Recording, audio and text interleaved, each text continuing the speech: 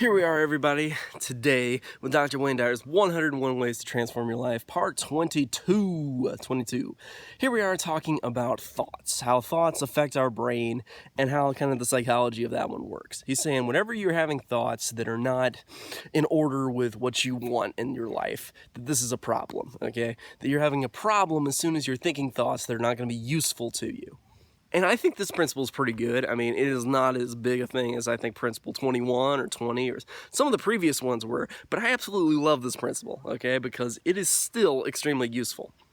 So when you tell yourself certain thoughts, as we know from my other videos, hopefully, as soon as you say things to yourself, those are affirming certain neural pathways in your subconscious mind, okay? Because the brain is conditioned to grow better and better at what you use it for. So if somebody is going hunting all the time, the brain's going to become more precise at hunting. If it's trading. If it's like writing, then it's writing. If it's like, studying for tests. Whatever people use the most is what they get better and better at because of neuroplasticity, because the brain molds itself like plastic in this way. So that's kind of the idea here with Principle 22, is that if you have thoughts that are always contrary, if you're always being negative, if you're always blaming other people, this is really going to go against what you want in your life, because it's telling your subconscious mind problems that you are like sowing into your garden. You're just planting weeds and more weeds into your garden. So he's saying don't do that.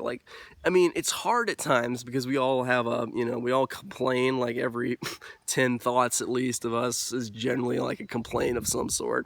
On the average person, it's probably like every other thought. Before I started doing like a complaint challenge out of the Millionaire Mind and out of How to Win Friends and Influence People, I had a huge problem with complaining.